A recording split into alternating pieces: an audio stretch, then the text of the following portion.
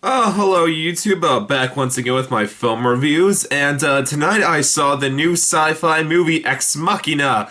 And for those who don't know what this film's about, it's about a computer programmer who works at a search engine that sounds like it took over Google, and he's a programmer there. He wins a contest where he gets to go fly to the creator's estate and spend a week with him. And when he gets there, though, the owner, played by Oscar Isaac, he basically makes the main character, Donald Gleason, sign a non-disclosure agreement and he reveals him that Oscar Isaac reveals him that he's essentially created the world's first AI robot in the version of Ava, played by Alicia Vikander. I hope I'm saying that right.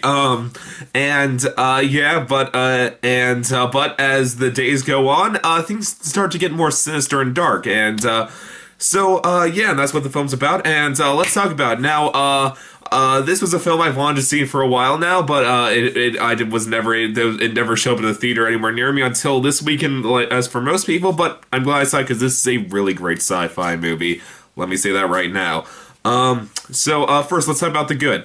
One, the performances. The performances in this movie are great. Donald Gleason, love Donald Gleason. I'm really glad he's an up-and-coming actor. Loved him in movies like I loved him in Franco. That was one of the indie from last year. I thought that was one of the better indies from last year. He's really good at just playing the straight man, just essentially just trying to be the everyman in this situation, just like trying to see like all the insanity and the bizarreness, and like just trying to like wondering how safe or like how in danger, like what can he trust? Like he's a really good straight man through and through this movie. So. Good job for him. The robot Ava, played by Alicia Vikander. I hope I'm saying that right. I don't know her from anything. She's really good in this movie. She does a really good physical acting job.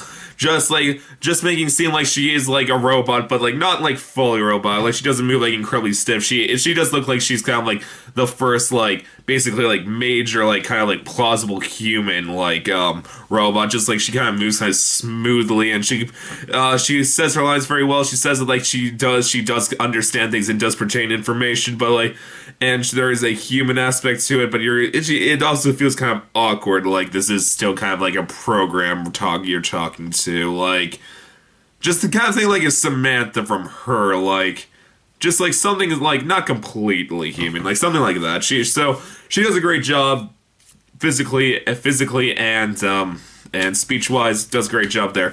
But let's talk about what my favorite actor in this film was, and that is Oscar Isaac. Oscar Isaac, another great up-and-coming actor. Loved him in the Coen brother in movies like Inside Llewyn Davis, and he is great in this movie. His character, like as far as scientists go in sci-fi films, he is one of my all-time faves. He is weird. He is eccentric. He does all sorts of things. Like he keeps saying like blind drunk in this movie. He drinks constantly. There's that. He like keeps. Sorry, I wrote down notes. He keeps like making film references. Like there's a great scene like when Donald Gleason tries to use a phone, and then like when he does, like he's just and then he's just sitting there, just like, so who you gonna call? And then like Donald Gleason, like I don't know, I was like, are they called Ghostbusters? You know Ghostbusters? There's a scene where a ghost gives Dan Aykroyd oral sex. I was like, what? Like he's just there's things like that, and like there's a scene where he basically is like, yeah, it's been a long day, hasn't it, Dom? Oh god, yeah, long day. You know how I like to unwind with on days like this besides drinking? Like just like hits a switch in his room, and then like disco lights and disco music starts going off. He gets into an entire dance number, which is my favorite scene in the movie, by the way, when just Oscar Isaac starts dancing. He is a pretty good dancer, I gotta say, just getting down with himself, just great job, freaking insane, just so out there. So that was great. So all the actors, all the characters, really good, really great performances all around. Another thing is the special effects. The special effects on the robot is a really well done special effect. I really love the design of the robot, like looking like kind of like basically like how like she has like skin like where like for her face to her ears, like this section, like she doesn't have hair, but she has like this section to her ears, to their skin, and she also has hands, like there's skin over her hands, and but I like how the fact like the robot skeleton, like it does look like just like a human outline. Essentially, it doesn't look like a bulky like pipe by pipe kind of thing. Like no, like there's like an outline, like just like imagine like instead of like your arm just having the skin, like it basically just had like this metal, it was like a metal casing shape, like that. So I really love the design of it. It was a really great special effect through and through, so that was great. Also the cinematography in this movie is also wonderful. Some really great like long lasting shots. It did like give you the feeling about how isolated and alone Domhnall Gleeson is in this movie, which does add to the intensity in a few scenes. And so there's that. Great cinematography. And finally, the other great thing about this, the final great thing about this movie is is how it talks about the big questions. Like this is a very intellectual sci-fi film, even though there is weird scenes, like I said, like when Oscar Isaac just starts dancing. There is just, but no, like this has about like really big ideas with AI, like. Should there be AI? Like what would be the difference? Like how could we ever really break the uncanny valley? Like how wouldn't there always be the disconnect between what a human and an AI could think?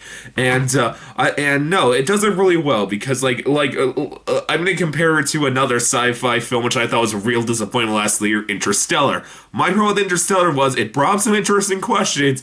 The problem was every character was a stiff paper cut. And basically Nolan just saw in that movie, I'll just have the monologue about it and it'll just sound important. But the thing with that is, it took out the humanity, so I didn't care, because these weren't people talking about these big questions. These were machines who were clear. These were just stiff paper cuts, just basically saying with no passion or no emotion. So it didn't feel legitimate when they asked these questions. Because you didn't feel like this was a person actually asking this question. You felt like this was a computer contemplating this questions. This movie, though, like I said, like Oscar Isaac and Domhnall Gleeson, they're really Oscar Isaac in particular are really great characters, and so like when they talk about these big questions, like it is interesting. Like there's a great question, like when Domhnall Gleeson's asking Oscar Isaac, like why is she a woman? Like why is she a person at all? Like why didn't you just make her like a great box or something? And he's just like, well, because.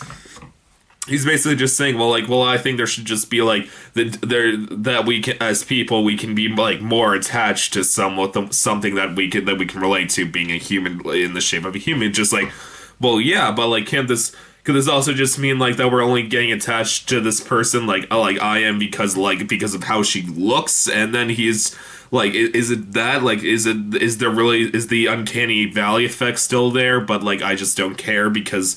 It's just kind of like a sleight of hand kind of thing. Like I'm just seeing the attractiveness. I'm not seeing an actual person or like idea. And then like Oscar Isaac just is like, oh well, if you're wondering, yeah, you can have sex with her. And I'm like, what? Like, it's so out there. But like I said, it adds humanity to it. It adds humanity to these big questions. So like when they talk about that, you do feel like these are people. Eccentric people, Oscar Isaac, with Oscar Isaac, thinking about what these big questions of like what's right, what's wrong, what can be done, because you're wondering like how like ethically right Oscar Isaac is through a good portion of this movie. But anyway, so that was all great. All cinematography, acting, the questions, all wonderful. But so great, that was all great. But there were I did have a few issues with this movie. One, there is a plot. There's some pretty good twists in this movie, twists and turns in the plot. There is one twist with one character that is so freaking obvious that if you do not call within the first like 10 minutes of this movie, like of when this character is introduced, just. Really? Did you really not see that coming? It's pretty damn obvious. Like, you do not need to think about in the slightest to guess it, but whatever. Besides that, all the other plot twists are very well done.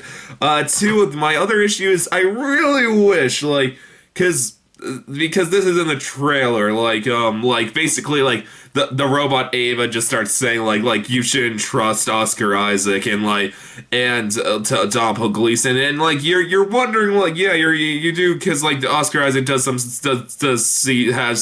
some questionably, morally correct things, and, you are wondering that, but I think this movie would have been improved like if like Oscar Isaac was also telling like Donald Gleason like you may not want to trust everything Ava says because she is basically trying to like I'm trying to make like a fully functional human being, so she may be trying to manipulate you. And they do go into that, but it's really not until like the last 20 minutes of the film. I really wish it was like that from like the entire film, like so it would have added like another layer of intensity and like hopelessness, just like if like Donald Gleason felt like you couldn't really trust either of the only two things people he can talk to. So there's that. So that was one of my issue. And finally, going to spoilers right now. Don't want to know how this movie ends. Cut here now. This movie should have cut 2 minutes earlier.